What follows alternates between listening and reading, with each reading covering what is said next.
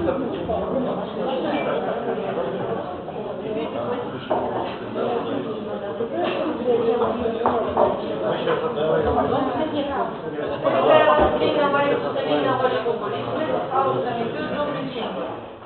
городского собрания, члены городского управления.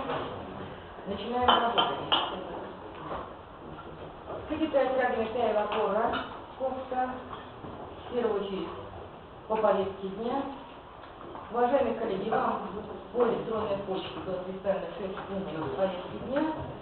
Кроме этого, информирую вас о том, что я все вы получили. Вчера один из членов городского собрания Олег Кутаев написал и адресовал всем членам городского собрания предложение дополнить 6 пункт повестки дня информацией о списке боевого общества КРУМ города Силами. Не только по формальному признаку, поскольку это пришло только вчера, а в первую очередь потому, что никакого иска города Силами боевого общества на данный момент нет, но, учитывая формулировку Олега Кутаева общественной значимости, большой общественной значимости, предлагаю городскому управлению вне повестки дня дать информацию по сути данного вопроса. Итак, уважаемые коллеги, повестка дня, 6 пунктов перед вами. Кто за данную повестку, прошу голосовать. Selle päevakorra kinnitamise poolt on kõik proovib. Повестка дня утверждена. Esimene päevakorrapunkt. Силами Алина Визела. Татьяна Ивановна, пожалуйста.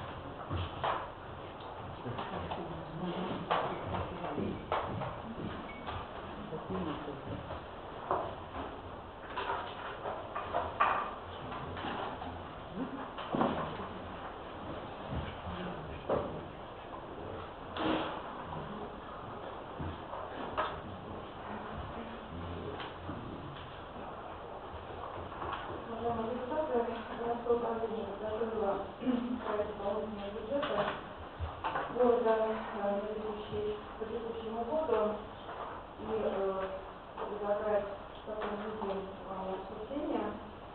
Доходы бюджета увеличиваются на 15 800 евро, из которых доходы от хозяйственной деятельности в целом увеличиваются на 12 627 евро.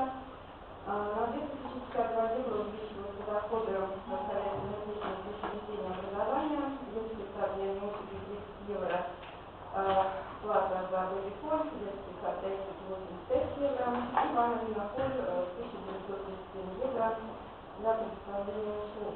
На 324 евро увеличиваются доходы от хозяйственной деятельности, конкретно это наша библиотека. На 852 евро предполагается увеличение доходов по УРИО за счет главной группы старшего отделения танцевального коллектива «Антрем». То есть старшего это взрослые после 26 лет.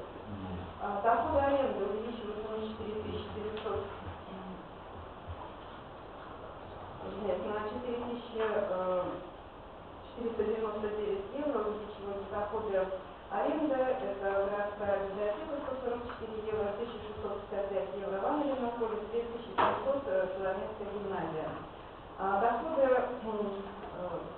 редакции Соломецкий вестник увеличиваются на 4900 евро за подготовку спецвыпусков сторонним организациям. Целевые денежные средства, которые город получил от УЕСа, 3000 евро, и они целевым назначением идут у нас в расходной части бюджета для обновления информационного табло на автостанции города. 173 евро получила наша библиотека за разбитое окно по договору страхования.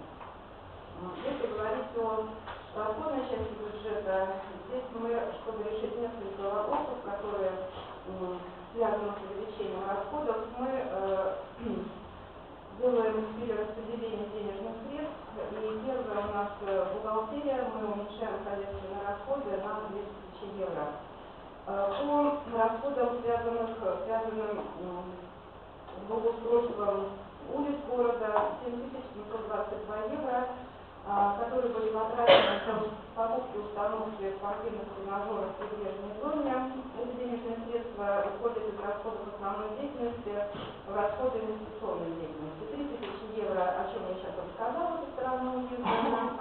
инвентаризацию. 10 тысяч евро, на 10 тысяч евро уменьшаются расходы, связанные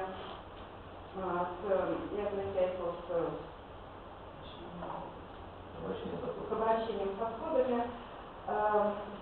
На эту сумму мы снимаем, и это свободные денежные средства по этой строке, поскольку с мая месяца расходы, связанные с вывозом крупногабаритного и строительного мусора у жилых домов, теперь осуществляет эту операцию МИДе. На 2000 евро уменьшаются прочие расходы сферы окружающей среды. На 6160 евро увеличивается финансовая поддержка жилых домов в части их ремонта. На 12 тысяч уменьшаются расходы, связанные с дотацией со стороны города, работ по благоустройству территорий вокруг домов. Сумма не была в течение года востребована в полном объеме, поэтому мы снимаем эти денежные средства. Спорткомплекс «Калиш» уменьшаются хозяйственные расходы на 3576 евро. Это денежные средства были потрачены на замену установки, химической установки для контроля хлора в бассейне, воды в бассейне. На 852 евро увеличиваются персональные расходы по УЛЕ за счет тех денег, которые будут собраны со старшей группы танцевального коллектива «Андре». Библиотека получает свои 641 евро. Центр культуры выделяется дополнительные 774 евро для установки нового люка на крыше здания. Славянский вестник. Персональные расходы увеличиваются на 4000 евро. Персональные расходы – это дополнительная плата работникам, которые подготавливали спецвыпуски сторонним организациям. На 900 евро увеличиваются хозяйственные расходы. Садики получают свои денежные средства 5085 евро и 1130 евро. Что касается школ. По школам я напомню, что у нас был резерв основных школ, это деньги государственные, выделенные целевым назначением на заработную плату педагогов основных школ, и мы распределяем эти денежные средства по школам пропорционально количеству педагогов и их зарплате. Эпизиколь получает 6778 евро, Ванна-Виноколь государственные деньги 9702 евро, параллельно с этим Ванна-Виноколь денежные средства, которые идут из городского бюджета на персональные расходы, уменьшаются на 763 евро. Руководитель сделал изменения в штатном расписании, сократив некоторое количество ставок, при этом увеличила заработную плату поваров, а все, что связано с организацией питания в наших школах, у нас денежные средства аккумулируются на другой строке, вот эти 763 евро будут у нас персональные расходы, связанные с организацией школьного питания. Ванна-Виноколь получает дополнительно заработанные денежные средства в виде собственных доходов. Камова школа получает 8421 евро от резерва школ.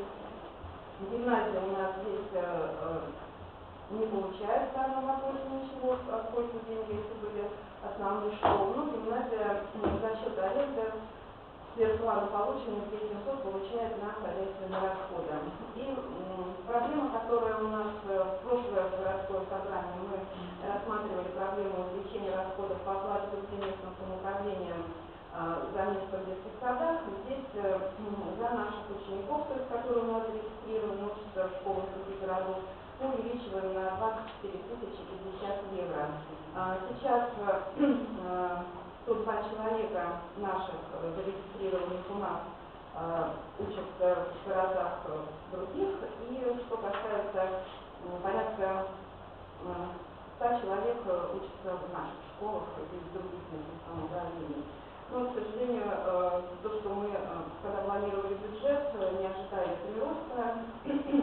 И напомню, что максимально возможная стоимость по расчетам между местными самоуправлениями, что касается школ, 91 евро.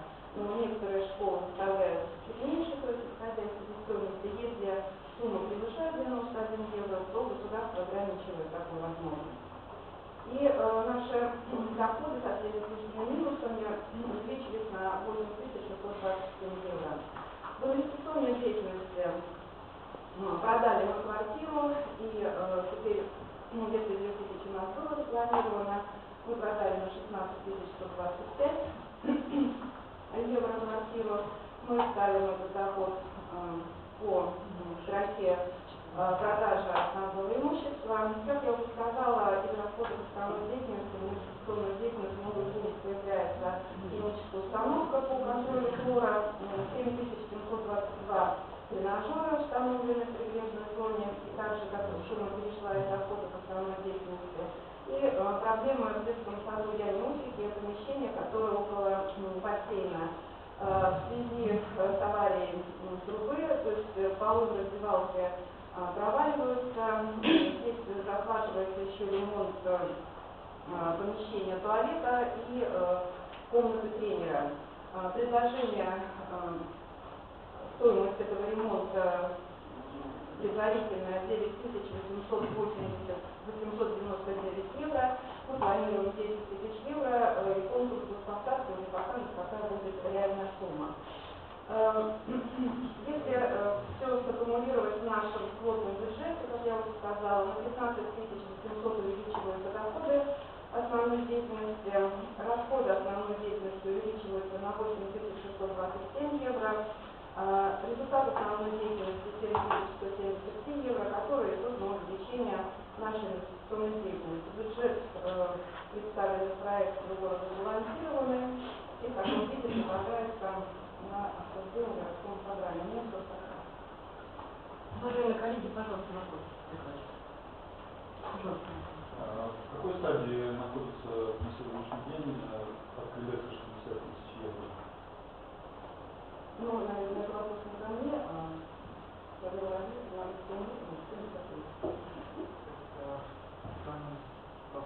есть система, что для подачи ходатайства требуется технический проект и осуществление на строительство, также смета. И сейчас у нас есть два проекта уже, значит, мы же делали в 3 этапах это, так что на 2 этапа у нас уже проекты есть, мы ждем последний, это 3-й этап, это технический проект. После этого мы получаем ценовое предложение, параллельно выдаем осуществление строительства, так что может на 2 месяца удастся подать этот проект. Пожалуйста, еще вопрос. Пожалуйста. У меня 2 коротеньких вопроса. Татьяна Борисовна, какой общий объем бюджета после принятия дополнительного? Вот это дополнительное. Общий объем бюджета, если мы используем вот эту схему, вот это приложение, мы вкладываем доходы основной деятельности и все остальные цифры с плюсами, которые в инвестициях и взятие кредита, то общий объем бюджета с учетом, если вы примете этот проект, будет составлять 15 миллионов 179 тысяч. Это на сегодняшний день наш объем бюджета. Спасибо. А какой объем бюджета был, когда мы принимали его в январе? Ну, я сейчас точно не скажу, какой он был, но с учетом всех принятых дополнительных бюджетов, порядка плюсом вошло порядка 800 тысяч. Так, еще, пожалуйста, вопрос.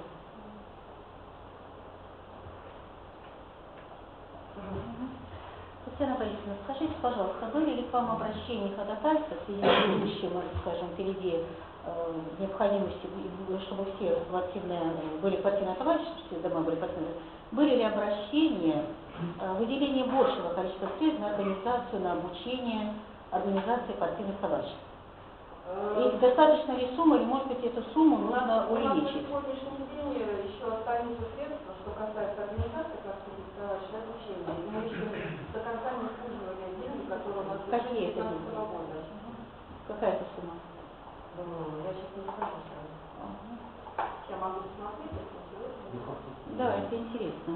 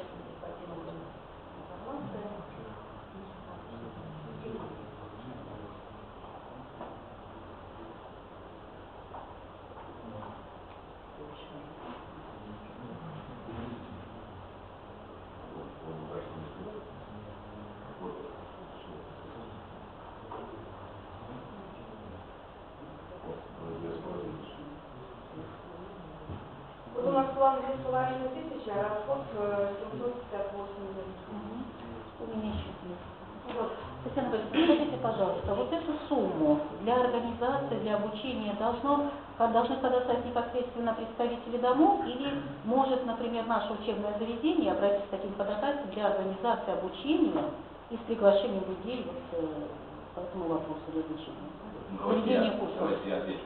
Да. Буквально 2 месяца назад утвердили порядок оказания помощи, там четко написано, кто является пользополучателем. Либо квартирное товарищество, либо союзы квартирных товариществ. К сожалению, ваше учреждение там не фигурирует. Ну, союз может, да, дать? Союз квартирных товариществ, конечно. У нас их 2 в городе, поэтому любой союз квартирных товариществ может ходатайствовать получать их средства. Спасибо. Так, еще вопросы? Замечания? Реплики? Не вижу, когда, уважаемые коллеги, ставлю на голосование. Простите, Андрей Борисович, мнение финансового. 27 октября финансовая комиссия на своем заседании смотрела представленный городским управлением дополнительный бюджет на 2015 год и приняла решение поддержать представленный городским управлением дополнительный бюджет на 2015 год. Уважаемые коллеги, ставлю на голосование, кто за то, чтобы принять дополнительный бюджет 2015 года, прошу. 1, 2, 3, 4, 5, 6, 7, 8, 9, 10, 11, 12, 13, 14, 15, 16, 17, 18, 19, 20. Все проголосовали? Я уже знаю.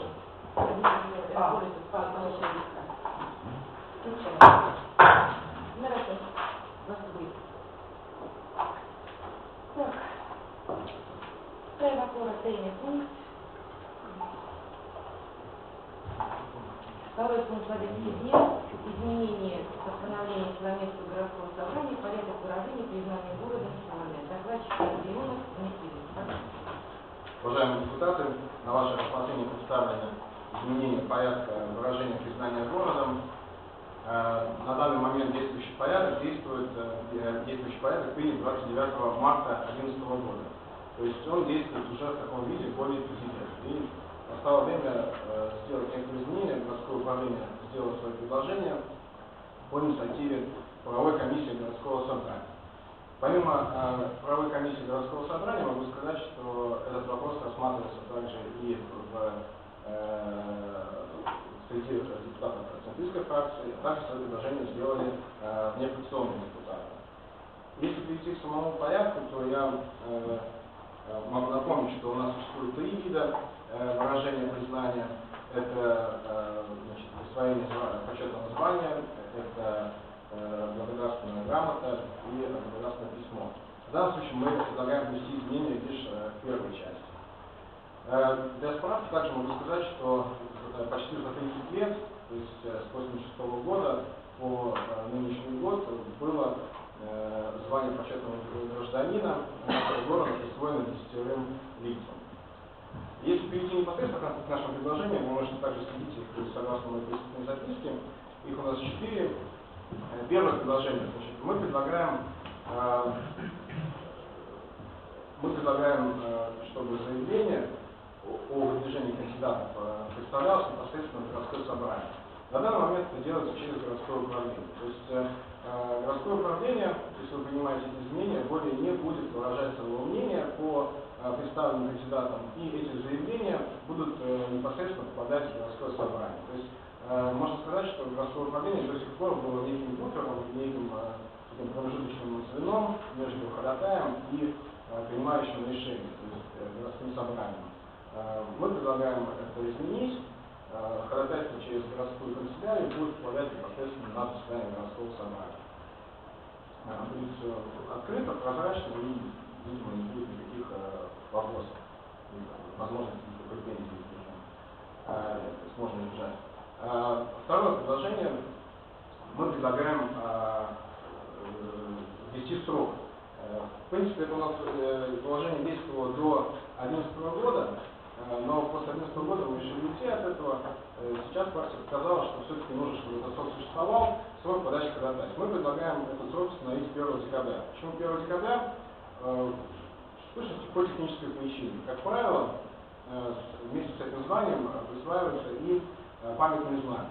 И это проходит торжественно, обычно во время акта, посвященного годовщине Эстонской Республики, то есть в феврале месяце.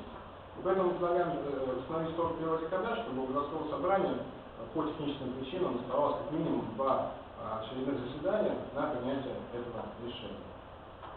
Третье наше предложение состоит в том, чтобы ограничить количество получающих это звание. То есть мы проанализировали практику в других городах и пришли к выводу, что, а также учитывая то, что в самом порядке записано, в самом порядке напомню, записано, что это звание присваивается как за особые услуги, заслуги, оказанные городу в течение всей жизни.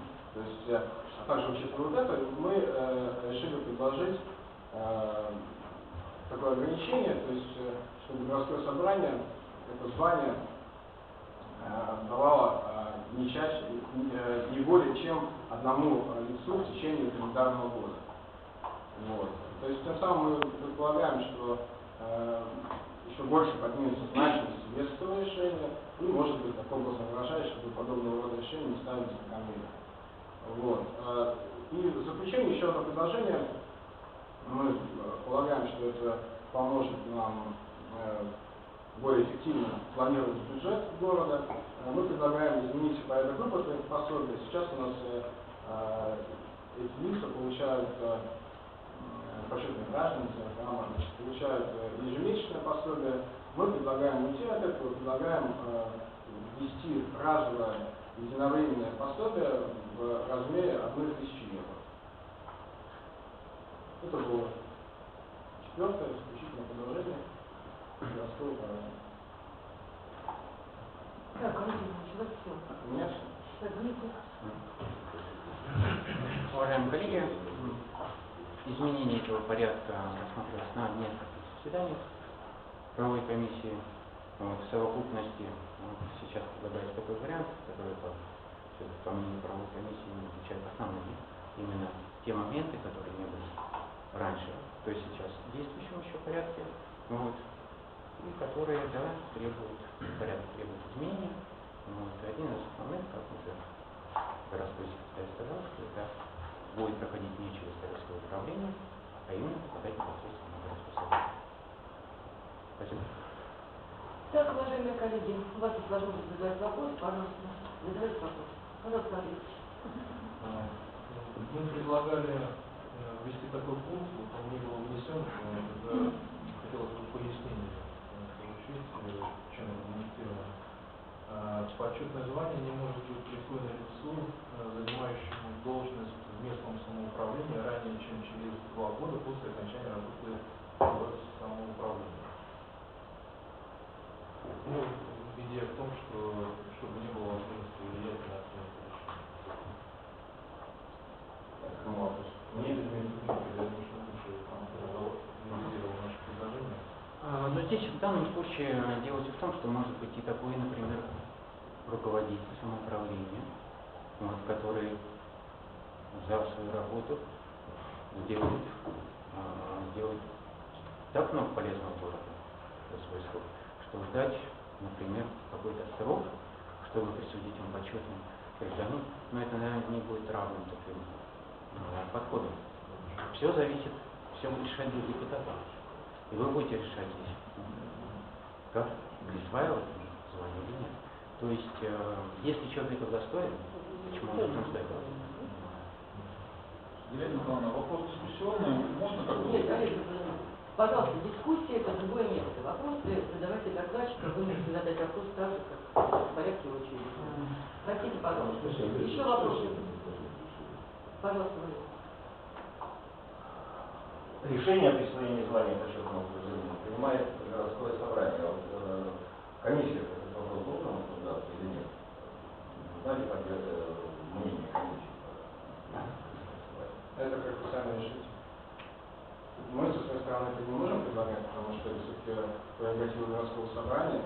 Мы как раз своим первым предложением предлагаем максимально исключить из этого процесса городского управления, а дальше как вы сами решите. Если представитель городского собрания, например, решит, что слишком много кандидатов или какая-то другая причина. Если кандидатов может быть и один, и кто-то один. То есть тогда может, безусловно, это будет правильно, любую комиссию направить на рассмотрение, и никаких проблем нет. Такой организация характера, безусловно. Спасибо. Пожалуйста, Олег. Вопрос к Дмитрию. Скажите, пожалуйста, у нас в предложении было о том, чтобы возможность была присвоения звания почетный гражданин, в том числе и посмертно. Я понимаю, что это не ежегодные случаи могли бы применяться, но тем не менее эта возможность должна быть. В данном проекте этого нет. Вот хотелось бы услышать мнение. Да, там было, да, что вы предлагали и посмертное, вот, также предлагали то, что это может быть присвоено за выдающий, если это кандидат имеет уважение города от жителей Силана, от жителей города и имеет выдающиеся заслуги в сфере культуры, там, науки, да. Или погибшие. Да. Ну, этого не было написано. Вот. Дело в том, что здесь немножечко мы можем войти в такую плоскость, что город Силами, например, может тогда кому-то присвоить звание почетного гражданина города, не спрося даже родственников человека. Вы понимаете, то есть это не было уточнение там при такой формулировке. Но понимаете, в чем дело? Мы выражаем, если живому человеку, мы тоже не спрашиваем его родственников. И, в общем-то, мнение этого человека мы тоже не спрашиваем. Мы выражаем признание. И в данном случае, я просто пример приведу. Олег, у вас уже реплика уже пошла. Хорошо. Мы разводить на городском собрании просто мы могли бы предложить тогда внести все-таки этот пункт туда, как изменение. То есть, я приведу конкретный пример. Уважаемый Олег, вы можете сделать соответствующее предложение. Будьте добры. Хочу сказать, что у вас, в принципе, никак возможность не забирает. Вы можете подготовить иную как на следующее госсобрание и с этим предложением. То, что вы сейчас представили, это не было оформлено. Как это не было оформлено? Все было оформлено, то, что мы говорим, это все было в нашем предложении. Ну, вот у вас раньше все абсолютно рядом, мы вам объясним потом, как все это оформляется документы. Мы уже с ним, вот, со членом говорили неоднократно эту тему, и я все рассказывал, если надо было, я все время говорю, что обращайтесь, я расскажу еще раз, как это делается. То, что вы представили, я так понимаю, что это было представлено больше для информации и так далее, там были ваши предложения, мы даже нашли, откуда они были взяты, с Смоленской области, я конечно, не помню, давно это было. Вот, ну, наверное, совпадение там до 100%. Вот, то есть, как бы, если у вас есть конкретное предложение, оформляйте, как положено, согласно нашему конфигурации, на котором вы сейчас делаете суд, мы там нарушаем процедурные нормы и так далее. То есть, там список всего указано, вы сами как. Еще, пожалуйста. Андрей, вопрос. Раз у нас это выносится на голосование теперь, да, не описывается здесь все-таки правила голосования. И предполагаю такую ситуацию, что могут голоса разделяться по-равному между кандидатами. Что в этом случае делать? И наше предложение в том, чтобы вручать это звание тому, кто набрал не менее 11 голосов. Если он не набирает этого, то значит следующее тур голосования, следующий как бы по туру. Вот. Иначе мы можем не выбрать. Я вам на этот вопрос отвечу, если вы почитаете мою записку, там, в принципе, ответ уже есть. Значит, голосование по подобным вопросам, регулировано законом, то есть на уровне языков. Здесь речь идет о так называемых выборах личности, то есть есть список инвалидности. В таком случае голосование тайное, установленное законом о государственном самоуправлении. Мы сейчас здесь это решить не можем, как это было. Вот. И как это есть в законе, так это только так и можно. То есть будет присутствовать 21 депутат, 11 проголосует за, будет такой человек, значит, получено звание Там написано, что результаты голосования не переголосовываются, как обычно основном говорится. То есть повторное голосование не проводится. У нас в этом случае не выборов. Нет, случаи бывают разные. Мы сейчас будем гадать по любому вопросу, Так, еще, пожалуйста. Пожалуйста. Законом все установлено, мы не можем как-то по-другому. Нет, Кроме правовой комиссии, другие комиссии городского собрания рассматривали данный вопрос? Не могу сказать. По крайней мере, я с этими предложениями только правовой комиссии. Да, правая комиссия рассматривала этот вопрос 5 раз в этом году. И все протоколы есть в открытом доступе. Те, кто изъявил желание, они сделали свои предложения. Последнюю фразу. Те, кто изъявил желание, они сделали свои предложения. На комиссии. На вашу. Да. Пожалуйста, еще вопрос. Пожалуйста. Здесь пункт 3, значит, выплачивается единовременное пособие в размере 1000 евро. Можно понимать, что сегодня 1000 евро это деньги, через 10 лет 1000 евро это что сейчас. Мне кажется, может привязать лучше к минимальной зарплате. То есть там уже стрелили мало. Пожалуйста. У нас сейчас как раз привязка идет только не к минималке, а к прожиточному минимуму. Эта сумма еще меньше. Вот. Поэтому мы, в том числе и по этой причине, как раз пытаемся поднять значимость этого решения городского собрания, чтобы это была такая довольно-таки крупная сумма 1000 евро. Нет, я к тому, что оно здесь в этом порядке, оно четко прописано, что это именно 1000 евро. Да, через год соберетесь, скажете, где 1000 евро. Я просто прямо каждый год, мне кажется, смысла нет. Игорь, мы каждый год собираемся и утверждаем все нами установленные нормы. Что касается социальных пособий, что касается всех других, ежегодно мы это делаем, коллеги. Так что, в принципе, это возможно. Пожалуйста. Нет? Да? Вот одно из наших предложений было по поводу установки памятные знаки, там, Дмитрий знал, да, о чем? В частности, я имею в виду Гукова, да? Значит, вот у меня такой вопрос. У нас есть в городе какой-то документ, который вообще регламентирует правила установки знаков, памятников, ну, вот всего вот этого, все, что, потому что сейчас вот там еще есть общественники, которые хотят памятные знаки установить. У нас есть какой-то документ, который регламентирует, каким образом, кому разрешено и как, то есть как бы такой же порядок установки знаков и памятников, как, вот, предположим, другие вот городские документы. Потому что сейчас вот афганцы просят, ну и так далее, может еще кто-то будет просить, еще кто-то будет просить. Вопрос понятен, надо. Я могу сказать, что, если ты не хочешь, я, в принципе, могу сам ответить, что, в принципе, у нас, конечно, нет такого порядка, у нас есть общие строительные нормы, нужно исходить из конкретного проекта, из размеров и так далее. То есть, и подобные ситуации, в принципе, все законодательно мы анализировали, смотрели, какая ситуация в Италии, в других местах, не следена. Вы хотите добавить? Дополнить? Андрей все уже сказал, есть требования строения, есть планировочные, законы о планировании, есть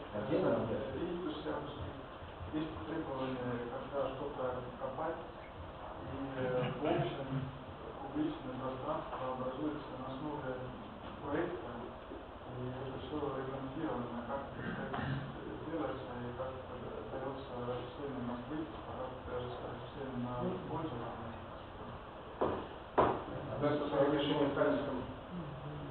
Одно из последних решений в Тальнинском городском собрании было, когда они хотели монумент, если не ошибаюсь, Яну Плоски, они в городском собрании решили, что в городском управлении разработать и так далее. То есть тоже никаких оснований на это нет, то есть никакого порядка, никаких оснований, так решают по факту.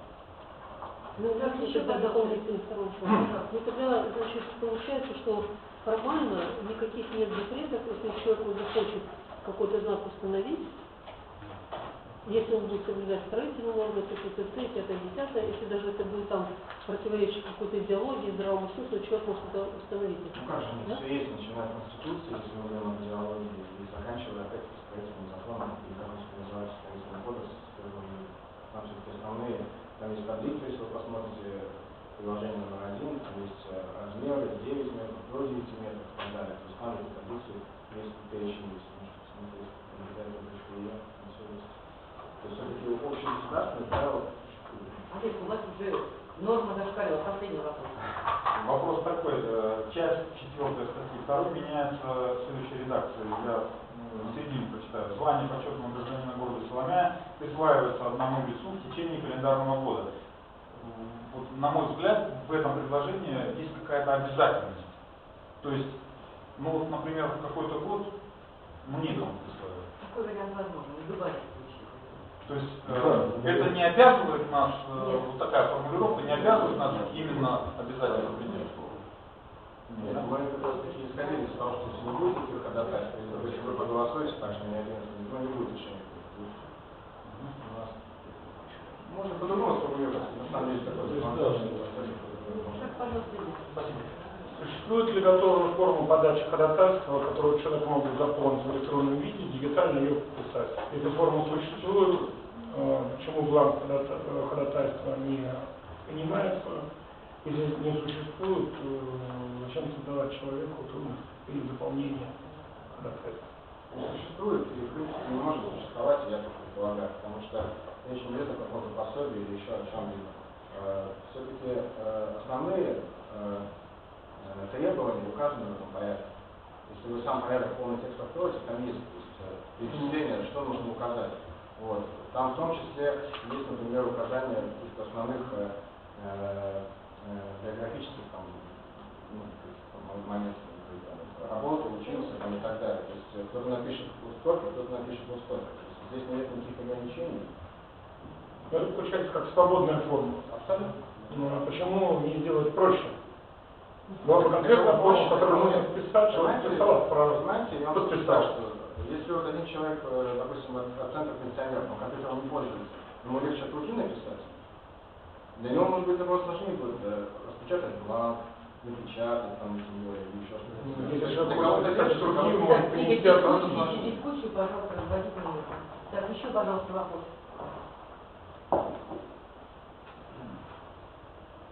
Вопросов не вижу. Реплики? Пожалуйста.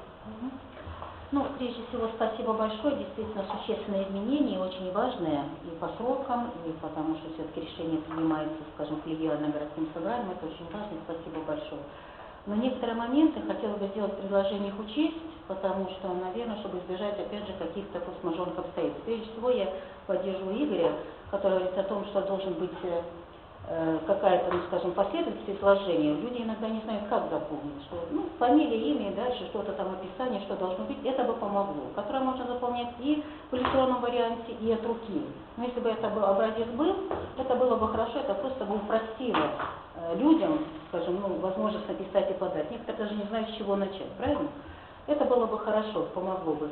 И второй момент, я опять обращаю внимание на то, что на городском собрании может возникнуть форс-мажорные обстоятельства такие, когда пришло, например, на городское собрание 20 человек из 21, 5 кандидатов, проголосовали там 2, 3, 4, и самое большое количество набрали 2 человека по 5.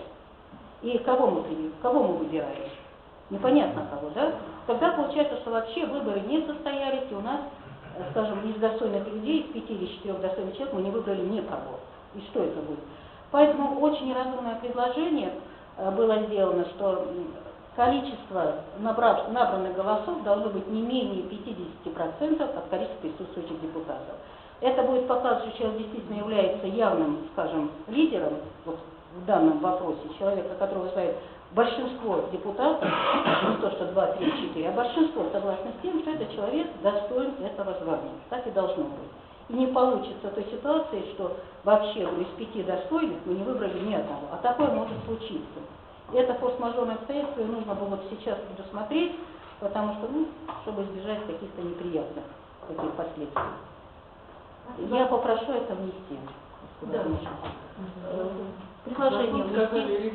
Уважаемые коллеги, будем говорить для того, чтобы можно нести в любом случае дополнение на протокол. Если кто-то из вас делает предложение непосредственно касающихся нормативного документа, его представляют в письменном виде, конкретный пункт, как конкретное изложение, и в данной ситуации просто внесение протокола не является основанием для изменения акта. В данный момент, если у кого-то из вас есть желание это сделать, уважаемые, если у нас на Яркское заседание, вы можете также сделать это предложение, вынести его на следующее рассмотрение городского собрания.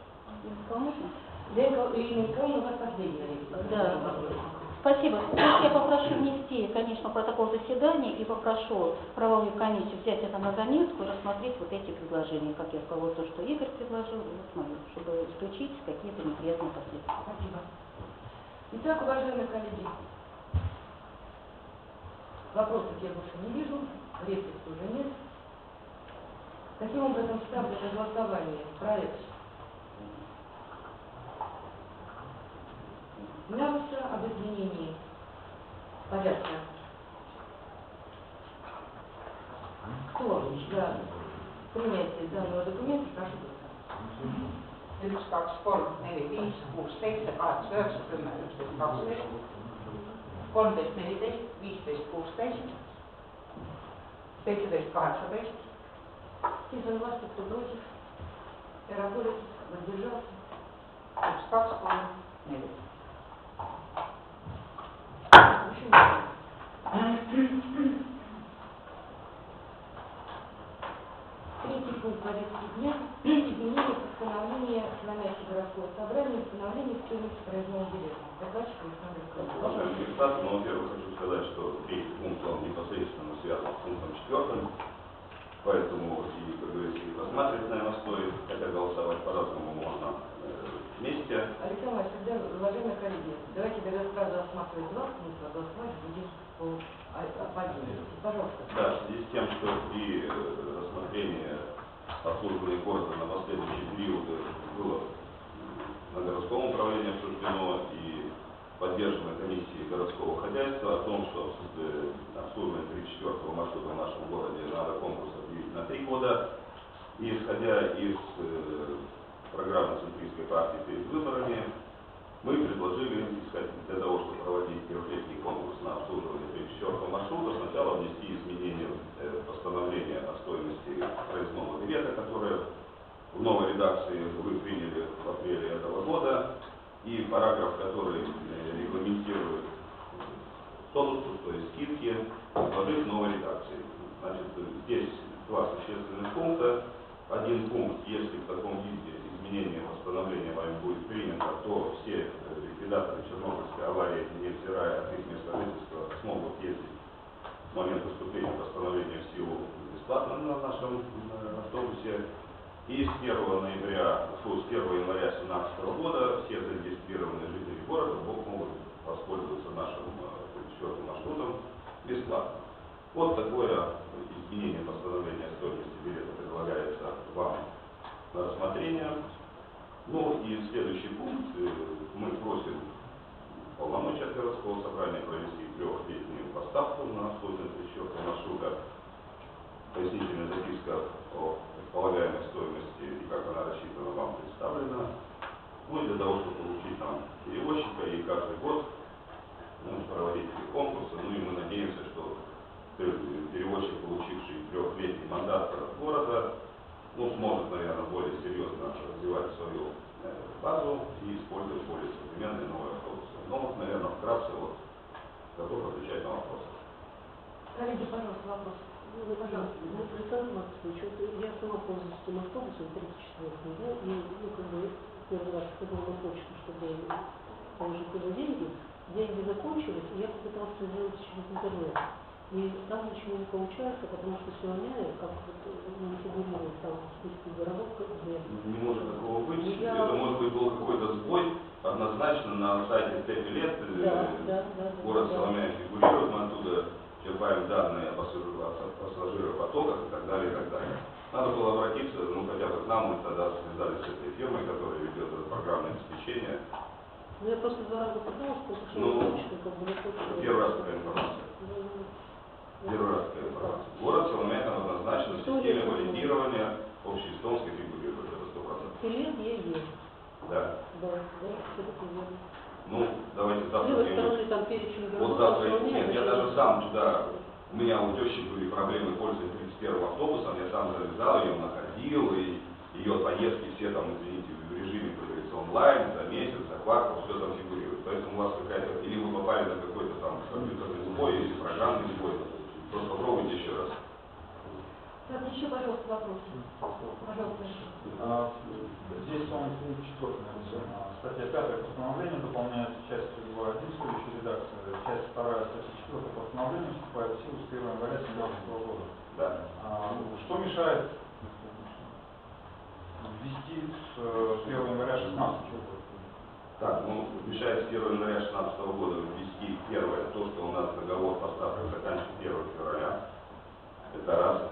Второе, значит, мы систему валидирования ввели только со второго полугодия этого года, и, к сожалению, пока еще не все жители города привыкли к этой системе, и у нас еще нет достоверной, стопроцентной статистики, как эта система работает. Приведу пример. Школьники у нас есть бесплатно, добиться пока, чтобы школьники все-таки покупали эту карточку и валидировались при входе, пока до конца не удается. Сейчас мы ведем работу в школах, чтобы все-таки донесли до родителей. Для того, чтобы идентифицировать пассажира, все-таки надо этой системой пользоваться. Это второе. Третье, значит, в связи с тем, что бюджет 2016 года уже в стадии формирования, и, насколько я знаю, он довольно напряженный, то есть в 2016 году, исходя из потребностей городского хозяйства, скажем, следует финансированию следующего года, возможности найти эту сумму в 2016 году не представляется, я считаю, возможным.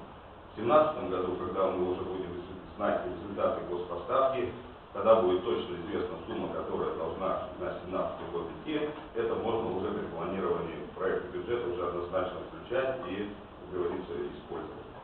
Вот, наверное, так. И 17 год вообще 60-летие города, наверное, тоже значимый.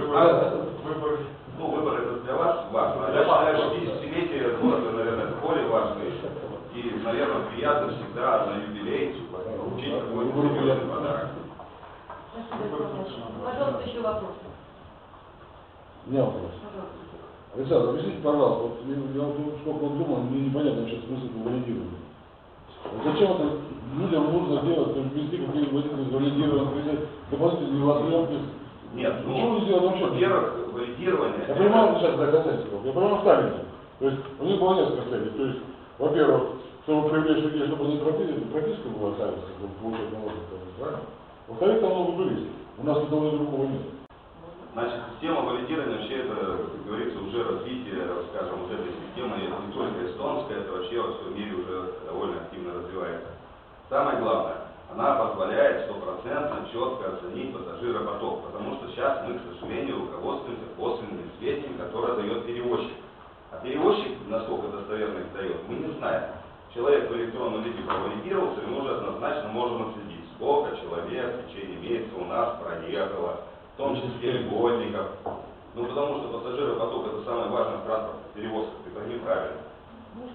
Поэтому я считаю, система, во-первых, и билет на это уже доисторический век, а совершенно оставлять без какого-либо учета, пустить автобусы, как ездят шаттлы в крупных городах, там, к аэропортам, и бесплатно, и прочее, мы пока к этому, наверное, не готовы.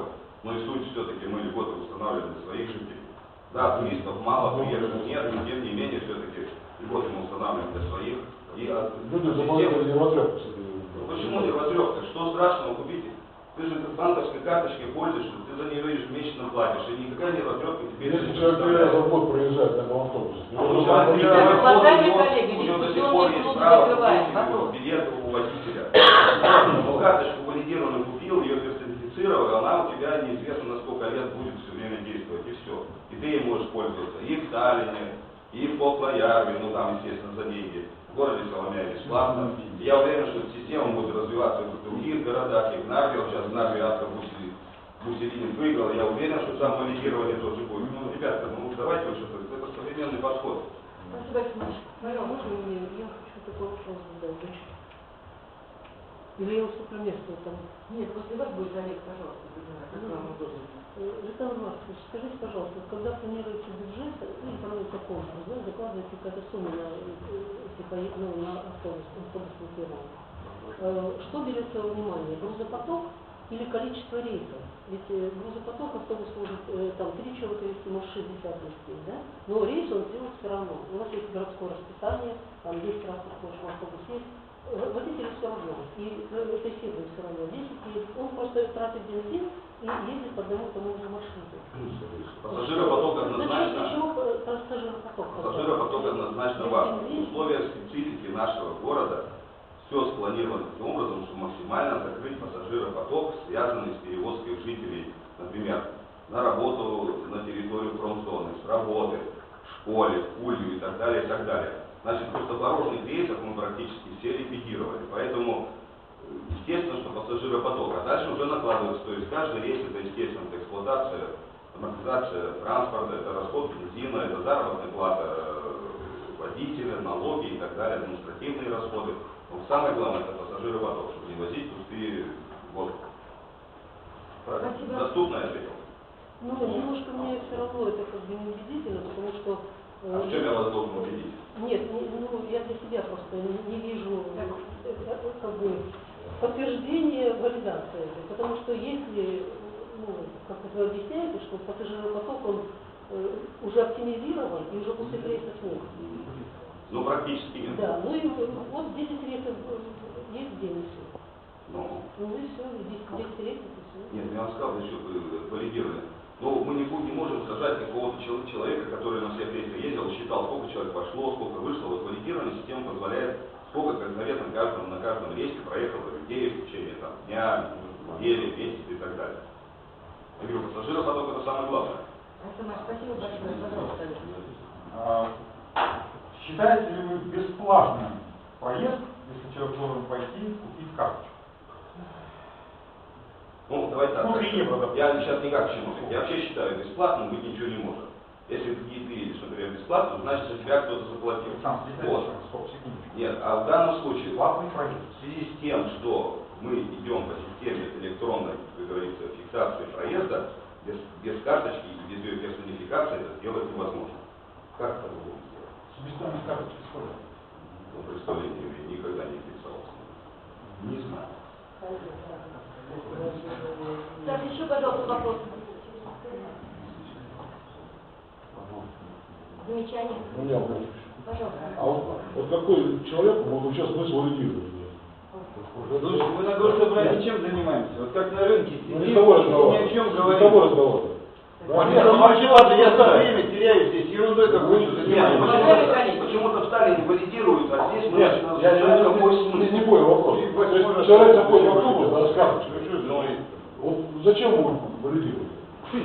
Ну, когда ты едешь на личной машине, стоит 90 километров. Ну, кто тебе заставляет ехать 110? Ты же знаешь, надо 90. Выше 110, значит 110, за тебя это накажут. Ну, в конце концов... Водитель не будет проверять, я сколько понимаю. Нет, водитель проверять не будет. Водитель проверять, но мы должны людям объяснить, что это необходимо. Для того, чтобы, во-первых, мы знали, сколько людей реально ездит. Может быть, исходя из реального пассажиропотока, мы будем опять корректировать это расписание в сторону уменьшения или, наоборот, увеличения. Чтобы люди понимали, что эти льготы, которые будут установлены, что они только для жителей Силомяя, что это только через электронную систему можно это дело все следить и проверить. Это я все понял, но я не понял, зачем валидатор? Ну понятно. У меня технический вопрос. Вот, последний вопрос. Хорошо. Спасибо. Я, допустим, вхожу в автобус, у меня нет ни карточки, ничего я не валидирую, я просто зашел, сел и поехал. Кто-то будет контролировать, и если контроль осуществляется, то какие санкции ко мне будут применены, если у меня нет карточки, я ее не валидировал, или она есть, но я не валидировал. Мы опять пляшем от невыполнения закона, а как сделать, чтобы его не выполнять? Нет, никто контролировать не будет. Я сказал, есть сейчас проблема со школьниками. И мы должны до всех донести, что это необходимо, что надо законно выполнять, что не надо, извини меня, куртку кидать на газон, надо кинуть в мусорную ящик. То же самое здесь. То есть это должно вот сюда от людей дойти, что если ты пользуешься бесплатным общественным транспортом или с льготами, ты должен себя каким-то образом обозначить, что ты вот есть. А не просто, что тебе подъехал из меня такси и бесплатно меня вези туда. Ну не должно быть такого. Потому что в конечном итоге для человека бесплатно, но для бюджета это нагрузка. Вы читали по цифрам? Бюджет должен знать. Да, а вы еще можете это в крайнем случае на кроновое исчисление и ужаснетесь, какая огромная сумма. Так, еще важно сделать. Елена Николаевна, я вас очень попрошу, все-таки вот господина Абрамовича Ежова как-то привести к порядку. Почему он все-таки позволяет постоянно ехидство, реплики, выкрики? Я вас воспринимаю. Что это такое? Какие хитства? Валерий, если вы тратите свое время и у вас его нету, никто не мешает вам встать и выйти. Я сейчас... Просто не надо вот это... Олег, я вас очень попрошу, Андрей Борисович, Валерий Эдуардович, Гульнара, я принимаю ваше предложение, еще раз обращаю, уважаемые коллеги, идем по регламенту. У каждого есть право на 2 вопроса на речь. Уважаемые коллеги, дискуссии оставляем для других мест, комиссии, рабочие совещания, в том числе личностные отношения, пожалуйста, оставляем за дверью этого зала. Продолжаем еще, пожалуйста. Реплика уже одна была, пожалуйста. Ну, тоже хотел поблагодарить. Очень приятно, что ликвидаторы Чернобыльской аварии включили работники, потому что у меня был ряд встреч и с, скажем, с представителями данной организации, с руководителем, скажем, республиканской организации ликвидаторов Чернобыльской аварии. Очень хорошо, что внесли. Это приятно. Но у меня есть предложение все-таки бесплатный транспорт, как я и делала ранее, высказывала свое мнение, что это должно быть уже со следующего года, потому что цены, их все равно можно прогнозировать, резких скачков не будет, и я не думаю, что материальное благополучие нашего города в 2017 году по каким-то причинам станет вдруг намного лучше, можно предположить, что хуже. Поэтому мое предложение все-таки бесплатный транспорт учесть, начиная с 2016 года, не с 1, может быть, января, с 1 февраля, но 2016 год. Это первое. И второе, Александр Маркович, я все-таки, если быть достаточно принципиальными людьми, то мне кажется, ваша реплика по поводу того, что это предложение австрийской фракции по поводу бесплатного транспорта не совсем верна. И я хочу, чтобы моя реплика была внесена в протокол. Если вспомнить предысторию, то это было предложение оппозиции по поводу бесплатного транспорта в городе, которое на тот момент и я была членом австрийской фракции, мы это предложение подхватили. Но изначально это предложение было оппозиции. Да, то же самое в оппозиции, и да, в оппозиции, значит, в программе оппозиции то же самое было. Может быть, при принятии решений не стоит делать таких отступлений. Спасибо. Так, еще, пожалуйста, реплика из возможности. Коллеги. Хотите комментировать? Да, на комиссии по хозяйству дважды вопрос рассматривался. Введение, скажем, кто как думает, в кавычках бесплатного, хотя я считаю, что, опять же, вернемся к банковской системе, когда человек получает деньги в банкомате, он получает это бесплатно, за карточку каждый месяц платит. Поэтому это тоже называется бесплатное получение денег в банкомате. Вот. Дважды рассматривали и также рассматривали введение с 2016 года бесплатного проезда в общественном транспорте городском. Но, к сожалению, в последний момент поступила на рассмотрение экспертиза плотины дамбы реки Слитки по улице Кеск, и состояние плотины настолько удручающее, что эксперт дает на сегодняшний момент резерв работы этой плотины, этой плиты, несущей дорожное покрытие, год 3. Поэтому, исходя из этого и понимая, что бюджет 2016 года очень напряженный, все-таки решили, что потребуется провести, и эксперт говорит о том, что это необходимо сделать, проектирование реновации плотины дамбы как можно быстрее, с тем, чтобы провести ремонт этой плотины как можно в более сжатые сроки. Соответственно, от этого проекта, стоимость этого проекта пока неизвестна, она может быть и маленькой, и большой. От этого проекта зависит трафик транспортный, как мы будем городской транспорт и личный, и общественный двигаться с территории города в промышленную зону. Будет ли это через дамбу или придется делать объездной вариант через улицы Слитки. Вот, поэтому, конечно, решили, что более важно отложить на 2017 год введение бесплатного транспорта и финансы, которые, возможно, были бы потрачены на то, чтобы ввести бесплатный транспорт, а это где-то сумма порядка 20 тысяч евро, их направить на проектирование этой работы.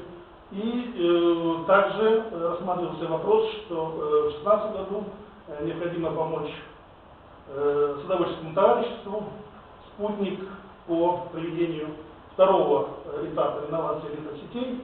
Ну, это будет зависеть от того, насколько затратным будет процесс проектирования и какими деньгами будет располагать бюджет.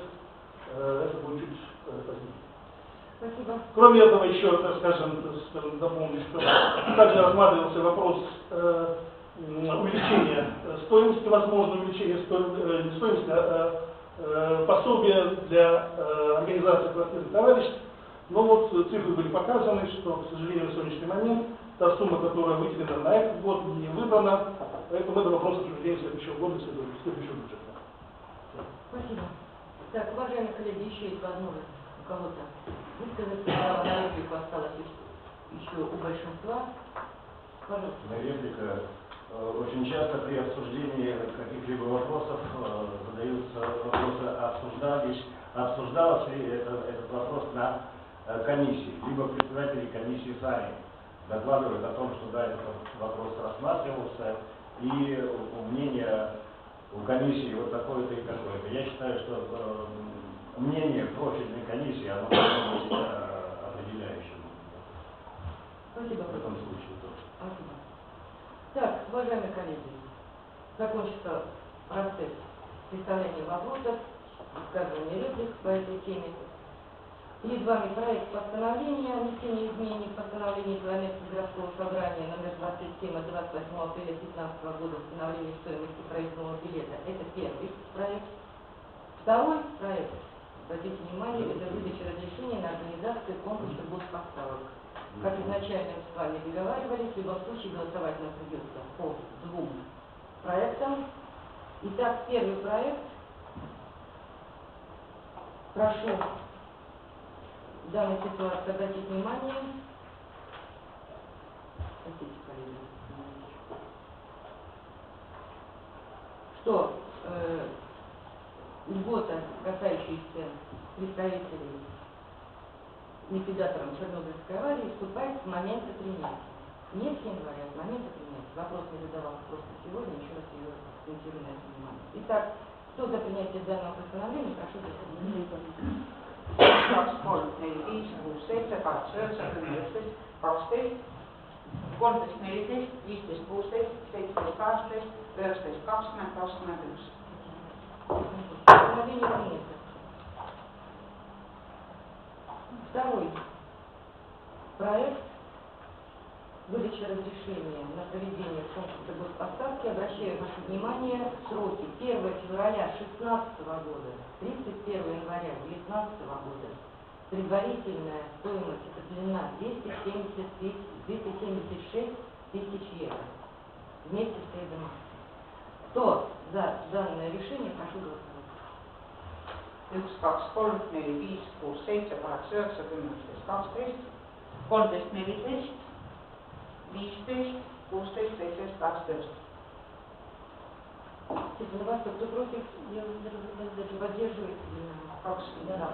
И, извините, я бы хотела, Вы меня простите, пожалуйста, чтобы в решении было дано, заложено или дополнено моим мнением, что воздержалось потому, что я считаю бесплатная проезд должен быть уже 2016 года, и это должно быть дополнено суммой соответствующей при организации конкурса. Спасибо, будьте добры, занесите этот протокол, хотя аргументы, которые представил председатель комиссии, в моем представлении абсолютно исчерпаны.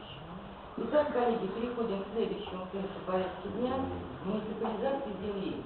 Александр Иванович, я предлагаю также два вопроса рассматривать вместе и голосовать отдельно. Пожалуйста. Да, следующие два участка земельных предлагаются ходатайство этой муниципализации их, то есть передачи в муниципальную собственность.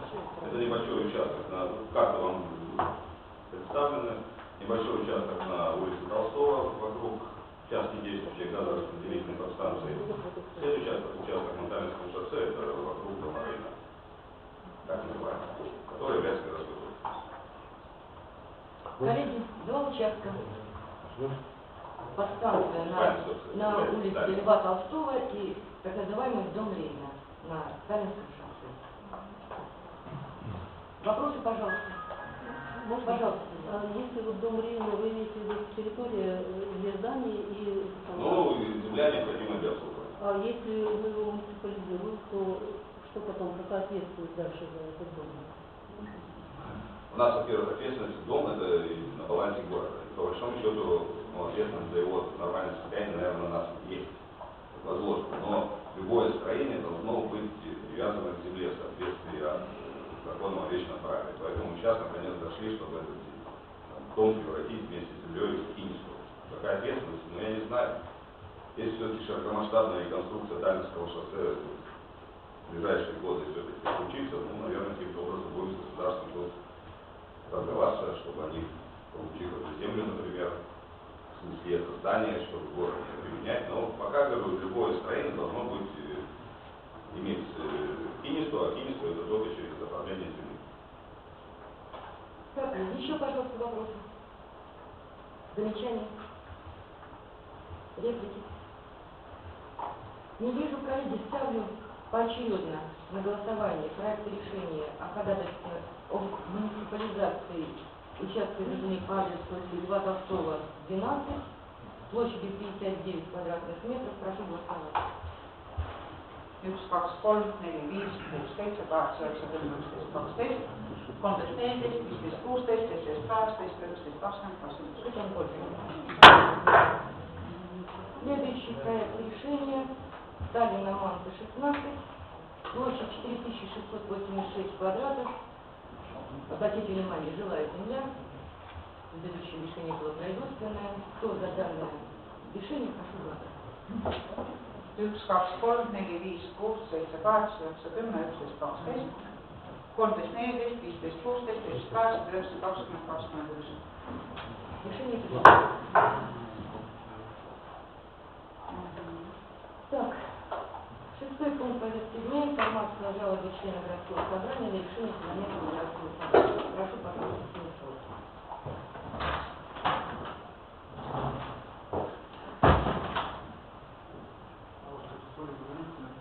Уважаемые депутаты, у меня очень короткая информация. 27 августа мы принимали здесь решение, где мы утверждали детальную планировку управы админ.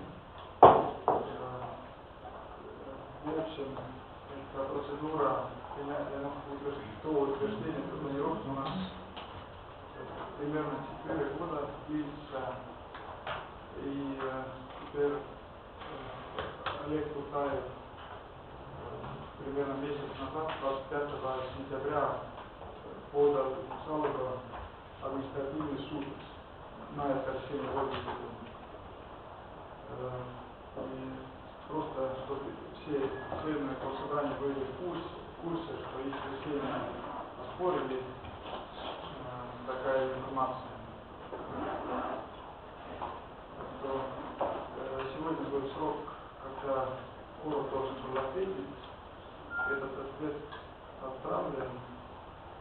И нехорошо, конечно, прогнозировать, делать какие-то такие спекуляции, но я не вижу большую жизнь в этой жалобе. Наверное, скоро будет и известен результат. И в общем, действующее право не позволяет депутату оспорить решение того же городского собрания, где он является депутатом.